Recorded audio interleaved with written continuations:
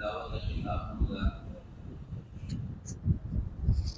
जानशीन खुद आलम इमामुल उलमा व सुलहा पीर तरीक़त हज़रत मौलाना पीर ख्वाजा मोहम्मद अब्दुल माजिद सिद्दीकी साहब दावत बरकात उनके खलीफा मिजाज आलिम कामल फादिल नौजवान हज़रत मौलाना मोहम्मद ज़ाहिद अफजल साहब को तशरीफ लाए और अपने रूहानी बयान से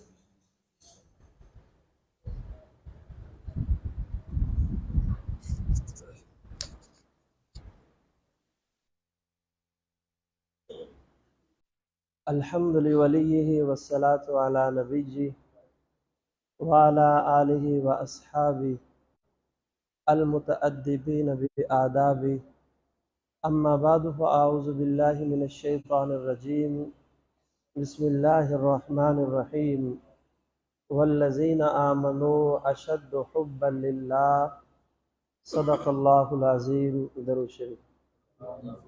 अल्लाहुम्मा सल्लि अला सय्यिदिना मुहम्मद व अला आलि सय्यिदिना मुहम्मद व बारिक व सल्लिम। अल्लाहुम्मा सल्लि अला सय्यिदिना मुहम्मद व अला आलि सय्यिदिना मुहम्मद व बारिक व सल्लिम। अल्लाहुम्मा सल्लि अला सय्यिदिना मुहम्मद व अला आलि सय्यिदिना मुहम्मद व बारिक व सल्लिम। मैं और आप हमारे नक्शबंदी इज्तिमा के सालाना इज्तिमा के मौका पर अपनी प्यारी खानकाह के अंदर जमा हैं। दुआ है कि हक़ जल्ल शानुहु हमें इस खानकाह से ज़्यादा फ़ैज़ हासिल करने की तौफ़ीक नसीब फरमाए। और ये इस बात पर मुनहसर है कि जितना आदाब का लिहाज रख कर और हज़रात की बनाई हुई तरतीब पर हम अपने औक़ात गुजारेंगे, उतना ही इस खानकाह से हम फैज़ हासिल कर पाएंगे। अल्लाह रब्बुल इज़्ज़त हमारे शेख, हमारे हज़रत, हमारे मुरब्बी, जानशीन क़ुत्ब आलम इमामुल उलमा व सुलहा हज़रत मौलाना पीर ख्वाजा मोहम्मद अब्दुल माजिद सिद्दीकी नक्शबंदी मुजद्ददी दामत बरकातुहुल आलिया का साया हमारे सरों पर ताहयात कायम और दायम रखे और हज़रत को अल्लाह रब्बुल इज़्ज़त सेहत, आफ़ियत, खुशहाली, ईमान की सलामती के साथ लंबी उम्र नसीब फरमाए। हमें जो कुछ मिलना है हमारे हज़रत के कदमों में बैठकर ही हमें मिलना है, क्यों ये वो मजालिस होती हैं जिनके बारे में हमारे मशाइख ने फरमाया कि जो बंदा अपने शेख की मजलिस में होता है, अपने पीर और मुर्शिद की मजलिस में होता है, वो यूँ समझे कि गोया मैं अल्लाह रब्बुल इज़्ज़त की मजलिस में मौजूद हूँ। और इसका कई हजरात गलत मतलब लेने की फ़ौरन कोशिश करते हैं, क्योंकि हदीस पाक में है कि हज़रत मूसा अलैहिस्सलाम से अल्लाह रब्बुल इज़्ज़त ने फरमाया कि मूसा, क्या तुम ये चाहते हो कि मैं तुम्हारे घर रहूँ, तुम्हारे साथ रहूँ? हज़रत मूसा अलैहिस्सलाम रो पड़े, अर्ज़ की या अल्लाह, कहाँ आपकी ज़ात और कहाँ मैं, किस तरह ऐसे मुमकिन हो सकता है? तो अल्लाह रब्बुल इज़्ज़त ने फरमाया कि जहाँ पर मेरा जिक्र होता है, मुझे याद किया जाता है, वहाँ पर मैं खुद मौजूद होता हूँ। वो मेरे हमनशी होते हैं, मैं उनका हमनशी होता हूँ। तो ये जो अल्लाह वाले हैं, ये अल्लाह के जिक्र में मुस्तग़रिक होते हैं, अल्लाह के जिक्र में लगे होते हैं। इनकी मजलिस में हमेशा अल्लाह रब्बुल इज़्ज़त की समझो ज़ात मौजूद होती है। और जो लोग इन मजालिस से जुड़ने वाले होते हैं, अल्लाह रब्बुल इज़्ज़त उन्हें भी अपने मुक़र्रब बंदों के अंदर शामिल फरमा लेते हैं। मैंने जो कुरान मजीद की आयत पढ़ी, इस आयत में अल्लाह रब्बुल इज़्ज़त ईमान वालों का एक बड़ा वस्फ़ बयान फरमा रहे हैं। फरमाया कि वल्लज़ीना आमनू अशद्दु हुब्बन लिल्लाह, ईमान वाले वो हैं जिनके दिल के अंदर अल्लाह रब्बुल इज़्ज़त की शदीद तरीन मोहब्बत है। अहले इल्म जानते हैं अशद इस्म तफ़ज़ील का सीगा है, सबसे ज्यादा मोहब्बत जिनके दिलों में अल्लाह रब्बुल इज़्ज़त की ज़ात की है वो ईमान वाले हैं। यहाँ पर ईमान की शर्त यह है कि ईमान वाला है ही वही जिसको अल्लाह रब्बुल इज़्ज़त की ज़ात से अशद तरीन मोहब्बत होगी। अब मैं और आप दावा तो करेंगे कि हमें अल्लाह रब्बुल इज़्ज़त से अशद तरीन मोहब्बत है। याद रखिए, हमारे मशाइख, हमारे बड़ों ने मोहब्बत की 4 किस्में बयान की। नंबर 1 तबी मोहब्बत, नंबर 2 रहमत और शफकत वाली मोहब्बत, नंबर 3 उन्स और उल्फत वाली मोहब्बत, नंबर 4 कल्बी मोहब्बत। तबई मोहब्बत का मतलब ये तभी तौर पर किसी चीज की रगबत पैदा होना। जब इंसान को भूख लगती है तभी तौर पर खाने की तरफ रगबत होती है, प्यास लगती है तभी तौर पर पानी की तरफ बंदे को रगबत होती है। काना रसूलुल्लाह सल्लल्लाहु अलैहि वसल्लम युहिब्बुल हलवा वल असला, अल्लाह के महबूब सल्लल्लाहु अलैहि वसल्लम को शहद और मीठी चीज पसंद थी। यहाँ पर युहिब का लफ्ज इस्तेमाल किया गया तो मालूम यह हुआ मोहब्बत की एक किस्म तबई तौर पर इंसान के अंदर मौजूद है, ये कमजोर दर्जे की मोहब्बत है। इसके बाद दूसरी रहमत और शफकत वाली मोहब्बत। हर इंसान को अपनी औलाद से मोहब्बत होती है, हर बंदा अपनी औलाद से प्यार करता है।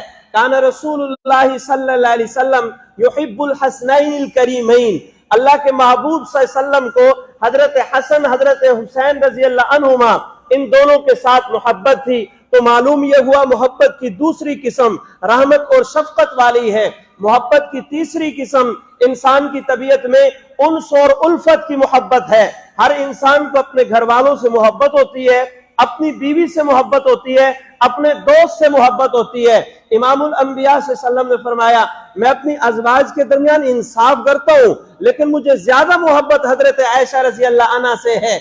ये क्या है? उन्स और उल्फत वाली मोहब्बत। अल्लाह के महबूब ने फरमाया, अहब्बुहुम अबू बकर, इनमें से मुझे सबसे ज्यादा मोहब्बत हजरत अबू बकर से है। तो ये तीन किस्में मोहब्बत की, इनका ताल्लुक मखलूक से है।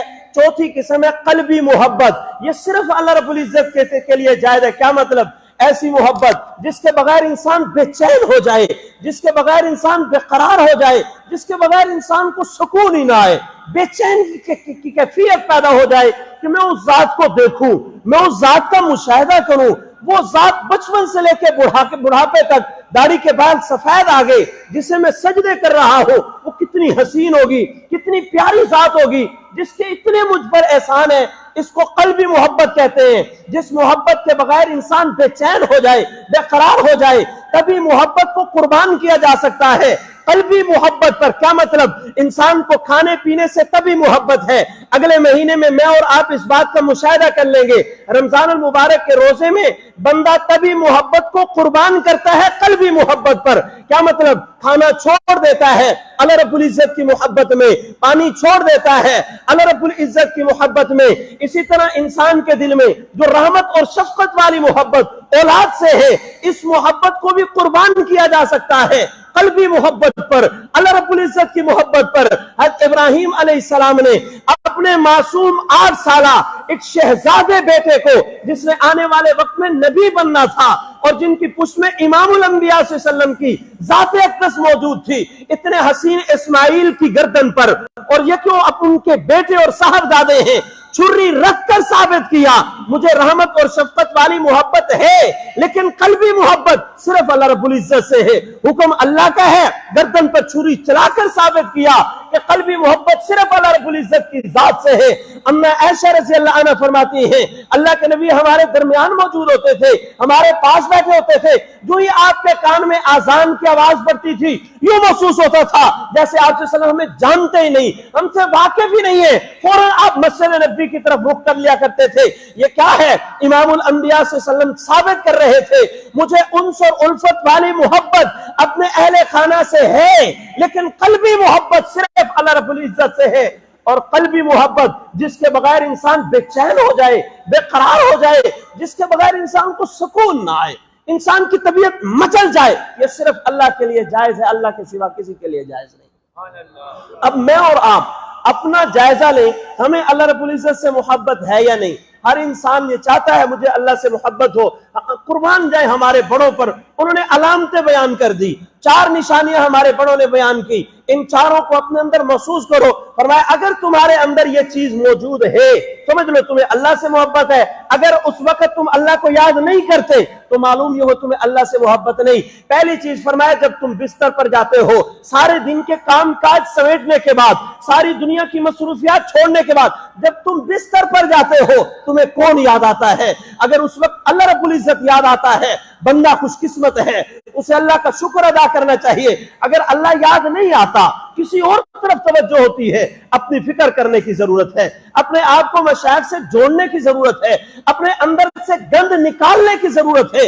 ये आग का गलत इस्तेमाल इंसान को मजबूर कर देता है फिक्र की गंदगी के लिए। जब इंसान नजर का गलत इस्तेमाल करता है, अल्लाह के महबूब सल्लल्लाहु अलैहि वसल्लम ने फरमाया, नजर शैतान के जहरीले तीरों में से एक तीर है, जहां पे पड़ती है उसका अक्स इंसान के सीने में आ जाता है, और जब वो अक्स सीने में आ जाता है, हमारे मशाइख ने अजीब बात लिखी है, जो बंदा अपनी नजर को कंट्रोल नहीं करता, ऐसा बंदा बैतुल्लाह में, बैतुल्लाह उस हुदूद में नहीं बल्कि बैतुल्लाह के कमरे के अंदर मौजूद हो, लैलतुल कदर हो, शबे कदर हो, तहज्जुद का वक्त हो, सजदे में पड़ा हो, वो अल्लाह को नहीं बल्कि किसी और को सजदे कर रहा होता है। जो अपनी नजर की हिफाजत नहीं कर सकता, वो अपने दिल को कभी कंट्रोल नहीं कर सकता, उसका दिल उसके काबू में होता ही नहीं। हम बिस्तर पर जब आते हैं, हम जरा देखें हम उस वक्त कौन याद आता है। अगर अल्लाह रब्बुल इज्जत की जात याद आए तो मान लो हमें अल्लाह से मोहब्बत है, अगर अल्लाह नहीं किसी और की याद सता रही है, बड़ी फिक्र की जरूरत है, बदलने की जरूरत है, लंबे मुराकबे मशाइख की सोबत में बैठ के करने की जरूरत है। अगर हमारी कैफियत उस वक्त नहीं बन पाती, हमें अपनी फिक्र करने की जरूरत होगी। और अगर हमें अल्लाह याद आता है फिर शुक्र करें, इन मशाइख की जूतियों का शुक्र अदा करें, जिनकी सोबत में बैठकर इंसान को यह मकाम मिलता है। बंदे को वकूफ कल्बी की जब हकीकी कैफियत मिल जाती है, फिर बंदा चाहने के बावजूद भी किसी और को नहीं सोच सकता, फिर बंदा चाहने के बावजूद किसी, हजरत साहल बिन अब्दुल्लाह बिन साहल रहमतुल्लाह अलैह ऐसी कैफियत इस्तेहजार के अल्लाह रब्बुल इज्जत ने अनायत फरमाई, इस्तेहजार मैयत इलाही की, कि वो फरमाया करते थे, मैं उस बंदे के लिए दुआए मगफिरत करूंगा जो मुझे एक लम्हे के लिए अल्लाह से गाफिल कर दे। फिर ये कैफियत मिल जाती है। ख्वाजा मजहूर हसन रहमतुल्लाह अलैह का अजीब वाकया, हमारे मशाइख ने कहा, 1 घंटा तक सारे हजरत थानवी रहमतुल्लाह के खुलफा के सामने लतीफे सुनाते रहे, हंसाते रहे, लूट फूट के। वो जी बस करो, हमारे सीने में दर्द हो रहा है, इतना तुमने हमें हंसा दिया। जब वो खामोश हुए घंटे के बाद, तो पूछा, क्या इस घंटे में तुमने अल्लाह को याद किया? यकदम मजलिस का रंग बदल गया। ख्वाजा अजीजुल हसन मजहूब रहमतुल्लाह फरमाया, मैं इस पूरे घंटे में तुम्हें लतीफे सुनाता रहा, अल्लाह की कसम 1 सेकंड के लिए भी मैं अल्लाह से गाफिल नहीं हुआ। यह वकूफ कल्ब। हमारा मसला यह है, हम पूछते ही नहीं है अपने शहर से आके सबक के बारे में, हम तावीज़ात के बारे में पूछते हैं, जो बड़ी खतरे की बात है। मशाइख के पास आए, हजरत वकूफ कल्बी क्या है? वकूफ कल्बी के जरिए से बंदे की फिक्र सीधी हो जाती है, बंदे का गुमान सही हो जाता है, फिक्र की गंदगी दूर होती है। हमें तरीका बताएं, हम किस तरह करें? मशाइख बताते हैं। और अल्लाह वालों की इन मजालिस का मकसद ही यही होता है कि बंदा अपनी इस्लाह कराए, इस्लाह के लिए जो लवाजमात है उनको पूरा करे। तो पहली चीज ये, इंसान जब बिस्तर पर आता है उस वक्त किसे याद करता है? अगर अल्लाह याद आए तो खुशी की जरूरत है, अल्लाह याद आए तो हम शुक्र अदा करें, नहीं तो अपनी फिक्र करने की जरूरत है। दूसरी चीज फरमाया, जब सुबह सवेरे उठते हो तो कौन याद आता है? चेक करो, रात को सोते वक्त जिसको अपने जहन से गुम किया था, सुबह उठते वक्त वही याद आएगा। खुशकिस्मत है वो लोग जो उठते ही अल्हम्दुलिल्लाहिल्लज़ी अहयाना बादमा अमातना व इलैहि नुशूर जबान पे जारी हो जाता है। ये इस बात की अलामत है बंदे को अल्लाह से मोहब्बत है। बंदा अल्लाह रब्बुल इज्जत को याद करके सोया था और याद करते हुए उठा है। तीसरी फरमाया, जब तुम नमाज के अंदर शरीक हो, अल्लाहु अकबर कहो, जब अपने हाथ बांधे तो देखो सबसे पहले कौन याद आता है? नमाज में ही अगर हमारी सूरत बिगड़ गई, हमारा कल्ब कंट्रोल ना हुआ, फिर किसी और जगह पे कंट्रोल नहीं हो सकता। तीसरी अलामत है। चौथी फरमाया, जब तुम्हें कोई मुसीबत पहुंचे, कोई परेशानी आए, तो उस वक्त तुम्हें कौन याद आता है? इंसान मुसीबत के वक्त में महबूब की याद के अंदर लुत्फ महसूस करता है। अगर अल्लाह को महबूब बनाया होगा तो यकीनन इंसान को लुत्फ आएगा। खैर, अब अगर ये बात समझ आ गई तो अगली बात आपके जहन में एक बात आ रही होगी कि अल्लाह रब्बुल इज्जत से मोहब्बत करें। दिल तो हर बंदे का चाहता है, हर दुआ में भी मांगते हैं, या अल्लाह हमें अपना महबूब बना ले और अपने आप को हमारा महबूब बना ले। हम महबूब भी बनना चाहते हैं, मुहिब भी बनना चाहते हैं, हमें ये दोनों कैफियतें मिल जाए। लेकिन उससे मोहब्बत करें कैसे? कोई आइडियल तो हो, कोई नमूना तो हो अल्लाह रब्बुल इज्जत की जात के हवाले से। हम मोहब्बत करें कैसे, हमें किस तरह पता चले वो कितना हसीन है। मैं इंतहाई इख्तिसार के साथ वक्त की नजाकत को देखते एक मिसाल अर्ज करके अपनी बात को समेटना चाहता हूं। हज़रत मूसा अलैहिस्सलाम अल्लाह रब्बुल इज्जत के अंबिया में वो नबी हैं जिन्होंने अल्लाह रब्बुल इज्जत से इस ख्वाहिश का इजहार किया, या अल्लाह मैं तुझे देखना चाहता हूं। ये क्यों कहा? किसी दूसरे नबी ने ये ख्वाहिश जाहिर नहीं की, इस वजह से कि हज़रत मूसा अलैहिस्सलाम कोहे तूर पर अल्लाह से कलाम करते थे। जब कलाम किया तो देखने को दिल किया। आज का नौजवान कहते हैं मैं गुफ्तगू तो करता हूं, फोन पे बातें तो करता हूं, लेकिन मैं फितने में मुब्तला नहीं हो रहा। बिल्कुल गलत है, शैतान का धोखा है। जब इंसान बात करेगा देखने को दिल करेगा। ये वाकया मूसा अलैहिस्सलाम का इस पर बेहतरीन दाल है। हज़रत मूसा अलैहिस्सलाम ने अर्ज किया अल्लाह देखना चाहता हूं। अल्लाह रब्बुल इज्जत ने कहा लन तरानी, मुझे नहीं देखा जा सकता। मूसा अलैहिस्सलाम ने इसरार किया, अल्लाह रब्बुल इज्जत ने मना किया, बार बार इसरार किया। तो अल्लाह रब्बुल इज्जत मूसा अलैहिस्सलाम से क्या कहा? मूसा अच्छा तुम इस तरह करो, मैं अपने नूर की साहिब दुर्रे मंसूर ने लिखा है और मैं अपने नूर की तजल्ली इस कोहे तूर पर डाल रहा हूं, तुम इस पहाड़ी को देख लेना। और हज़रत मूसा अलैहिस्सलाम जिस जगह पे खड़े थे, हज़रत मूसा अलैहिस्सलाम और इस पहाड़ी के दरमियान अल्लाह रब्बुल इज्जत ने 70,000 पर्दों को हायल कर दिया।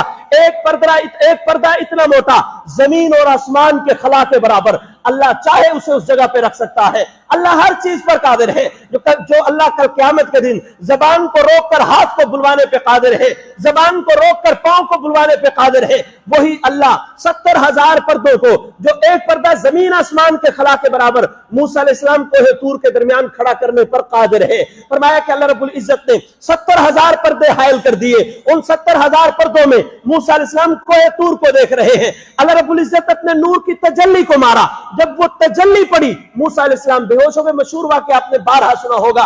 मूसा अलैहिस्सलाम बेहोश हुए। उस वक्त हुआ क्या? साहिब दुर्रे मंसूर लिखते हैं पूरी दुनिया के अंदर हलचल मच गई। जहां रेतला इलाका था, कोई चीज उगती ना थी, वहां पे सब्जा उगाया। जहां खारा और कड़वा पानी था, वो पानी मीठा हो गया। और जो कोड़ तुम्बे जैसे दुनिया के अंदर फल मौजूद थे, कड़वे, वो मीठे हो गए। अजीब हलचल मची। ये तो खारिज में था ना। मूसा अलैहिस्सलाम के साथ क्या हुआ? साहिब दुर्रे मंसूर ने लिखे मूसा अलैहिस्सलाम इतने हसीन हो गए, इतने खूबसूरत हो गए, उनके चेहरे की रोशनी इस कदर बढ़ गई जो उन्हें देखता दीवाना हो जाता, मजनू हो जाता, आंखों की कशिश को देख के बर्दाश्त नहीं कर पाता था। अल्लाह रब्बुल इज्जत ने हुक्म दिया, उन्होंने अपने चेहरे पर कई चमड़े लपेटे। जब वो चमड़ों को लपेटते तब उनका चेहरा इस काबिल होता कि देखकर बंदा पागल नहीं होता था, मजनू नहीं होता था। इतने हसीन हो गए। अब यहां पर सारे सुगरे कुबरे मिलाएं तो नतीजा अखद होता है। हज़रत मूसा अलैहिस्सलाम ने अल्लाह को नहीं देखा, नूर की तजल्ली को देखा। अल्लाह की नूर की तजल्ली, डायरेक्ट नूर की तजल्ली को नहीं देखा, 70,000 पर्दों में से नूर की तजल्ली को देखा। अल्लाह अकबर। मूसा अलैहिस्सलाम ने 70,000 पर्दों में अल्लाह रब्बुल इज्जत के नूर की तजल्ली को देखा, इतने हसीन हो गए। अल्लाह खुद कितना हसीन होगा, अल्लाह खुद कितना हसीन होगा। आपने 12 सुना होगा उलमाए कराम से, बुजुर्गों से। फरमाया जब जन्नती जन्नत में जाएंगे तो अपनी बीवियों हूरों को देखेंगे पहली मर्तबा, वो इतनी हसीन होंगी, इतनी खूबसूरत होंगी, तो अपनी उंगली मुंह में डाल के 500 साल तक तकते रहेंगे। भाई इतनी खूबसूरत, इतनी हसीन। और यही जन्नती जब अल्लाह का दीदार करके वापस आएगा तो फिर हूरें इनको तक रही होंगी, इतना हसीन, इतना खूबसूरत, 500 साल तक तकती रहेंगी। क्यों? ये अल्लाह को देख कर आ रहा होगा। यूसुफ अलैहिस्सलाम बहुत हसीन थे, बड़े खूबसूरत थे, लेकिन कहीं ऐसा नहीं पड़ा होगा किसी ने देखा हो मजनू हो गया हो, दीवाना हो गया हो, ऐसी कैफियत कहीं नहीं पड़ी होगी। मूसा अलैहिस्सलाम को ये मकाम क्यों? मूसा अलैहिस्सलाम ने अल्लाह रब्बुल इज्जत के नूर की तजल्ली को देखा था। अल्लाह बड़े हसीन हैं। हम जिनके पास इतना खूबसूरत खुदा हो, जिनके पास इतना बेहतरीन जबरदस्त अल्लाह हो, वो किसी और के चक्रों में पड़े, इससे बड़ा बेवकूफ और कोई नहीं। हम अल्लाह से मोहब्बत करें, टूट के अल्लाह से मोहब्बत करें, अल्लाह की मोहब्बत में अपने आप को गर्क कर दें, अल्लाह की मोहब्बत में अपने आप को गर्क कर दें। मैं इसी पर एक और मिसाल के जरिए से मैं इस बात को और वादे करना चाहता हूं। आपने 12 दो बातें अक्सर उलमा से सुनी होंगी। बाद उलमा ने लिखा है कि जब इंसान की रूह परवाज होती है उसे इतनी तकलीफ होती है जिस तरह जिंदा बकरे की चमड़ी उधेड़ो। और शहीद के बारे में यह आता है जब उसकी रूह निकलती है उसे इतना मजा आता है, इतना मजा आता है, वो जन्नत में जाकर अल्लाह से कहेगा, या अल्लाह तेरी जन्नत में वो मजा नहीं है जिस वक्त गर्दन कटी थी, जो मजा उस वक्त आया था, मुझे तो तेरी जन्नत में मजा नहीं आ रहा। शहीद ये क्यों कहेगा? अब यहाँ पर दोनों बातें बड़ी अजीब है। एक बंदा घर के अंदर बेड पर सुकून से सोया हुआ है, अजीज व अकारिब रिश्तेदार सारे वहां पे मौजूद है, उसके बदन से रूह निकल रही है। हमारे मशाइख ने यह कहा इसे इतनी तकलीफ होती है जिस तरह जिंदा बकरे की चमड़ी उधेड़ो। इसकी वजह क्या है? इसके मुकाबले एक ऐसा बंदा, मिसाल में दे रहा हूं फॉर एग्जाम्पल, मिसाल के तौर पे एक बंदा कश्मीर में लड़ रहा है, बदन पे पूरा लिबास और कपड़ा मौजूद नहीं, पांव में पूरे जूते मौजूद नहीं, सब सर्दियों का मौसम है, सर्दियों के मौसम में इसके बदन पे गोली लगी, ये लुढ़खड़ाता हुआ पहाड़ी से गिरता है, किसी पत्थर से इसका सर टकरा रहा है, किसी से बाजू टकरा रहा है, कांटे बदन के अंदर पेवस्त हो रहे हैं, इस अंदाज में ही लुढ़खड़ाता हुआ गिर रहा है। और हदीस पाक में आता इतना मजा आता है, जन्नत में जाके कहेंगे अल्लाह तेरी जन्नत में वो मजा नहीं जो मजा मुझे यहां पे आ रहा है। इसकी वजह क्या है? आपने कभी इस पे गौर नहीं किया होगा, आज जरा इस पे गौर करें। इसकी वजह यह है कि इस मौके पर इस बंदे को एक खास नेमत वदीयत की जाती है। इसको समझने के लिए कुरान मजीद की एक आयत का सहारा लेंगे। अल्लाह रब्बुल इज्जत ने यूसुफ अलैहिस्सलाम का वाकया जिक्र किया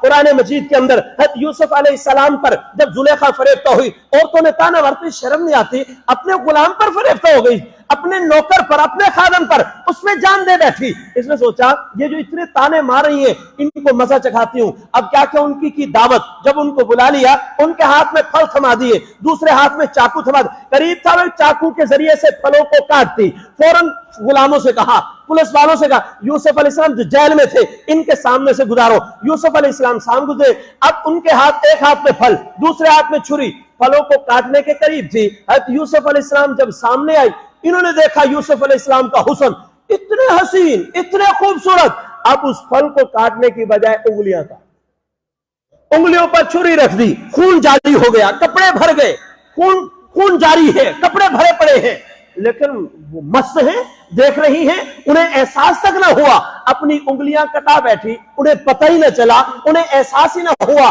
बिल्कुल इसी तरह इमामुल अंबिया सल्लल्लाहु अलैहि वसल्लम ने फरमाया जब शहीद का पहला खून का कतरा जमीन पे बाद में गिरता है, अल्लाह रब्बुल इज्जत उसे अपना दीदार पहले करा देते हैं। क्या मतलब? जो बंदा अल्लाह रब्बुल इज्जत की जात को, जो बंदा दुनिया वाले यूसुफ अलैहिस्सलाम के हुस्न को देख रहा हो वो दीवाना हो जाता है और लुत्फ महसूस करता है, तो जो बंदा अल्लाह के हुस्न को देख रहा हो उसका क्या आलम होगा।